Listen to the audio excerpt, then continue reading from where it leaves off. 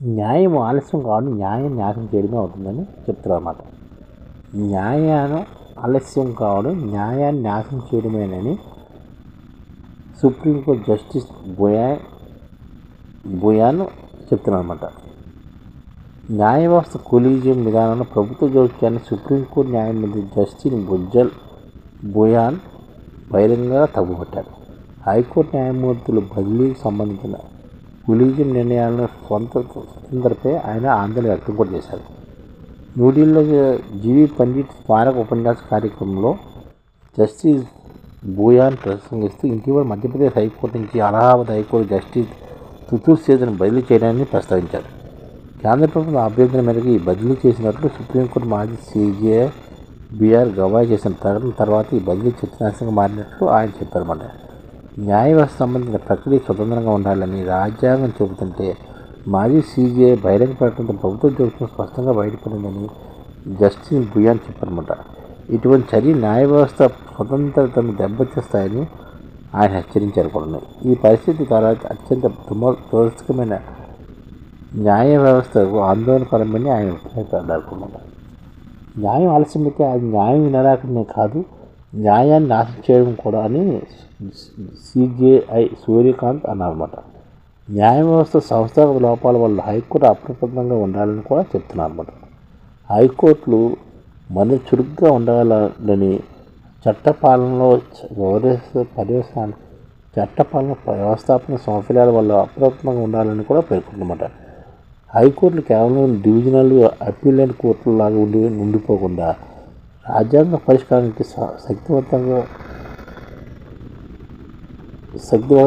పనిచేయాలని, అందుబాటులో ఉన్న కేంద్రాలుగా ఉండాలని సూచించారు.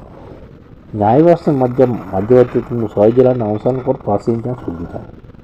శనివారం పాలీ నారిమన్ మెమోరియల్ బాంబే హైకోర్టులో జరిగిన ఆవిష్కరణ కార్యక్రమంలో ఆయన మాట్లాడుతూ ఈ సందర్భంగా హైకోర్టు మరింతగా చురుగ్గా ఉండాలని, చట్టపాలనలో వ్యవస్థాగతంగా విషయాల పట్ల అప్రమత్తంగా ఉండాలని, దాని తలుపులు తట్టే వరకు వేధించకూడదని చెప్పుకుని వచ్చారు. న్యాయం పొందే అవకాశం నిష్క్రియాత్మకంగా హక్కు నుంచి రాష్ట్ర హామీ ఉన్న సేవగా మాత్రమే లక్ష్యం కావాలని, న్యాయ వ్యవస్థ ఆలస్యం అంటే న్యాయం నిరాకరించడమే కాదని, అది న్యాయ వ్యవస్థ నాశనం చేయడమేనని ఆయన పేర్కొన్నారు.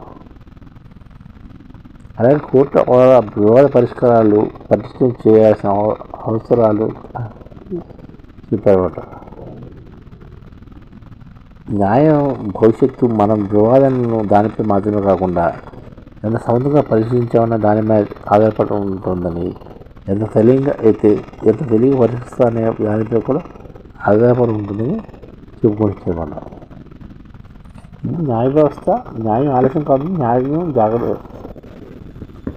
నాశనం చేయడమే అవుతుందని చెప్తున్నామన్నమాట. అలాగే కేంద్ర న్యాయ వ్యవస్థ కొలీజియం విధానంలో ప్రభుత్వం జోక్యం కలుగ చేసుకోవడం కూడా తప్పని ఈయన న్యాయమూర్తి జస్టిస్ బోయాన్ బహిరంగంగా చెప్తున్నారు.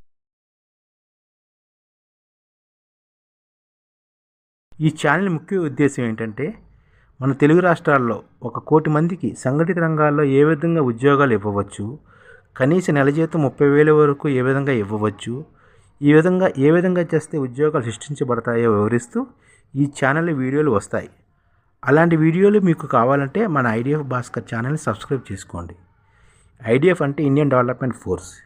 ఈ వీడియోలు చూసిన తర్వాత మీకు నచ్చితే లైక్ చేయండి, మీ ఫ్యామిలీ మెంబర్స్కి షేర్ చేయండి, మరియు మీ ఫ్రెండ్స్కి షేర్ చేయండి. Thank you. నమస్కారం.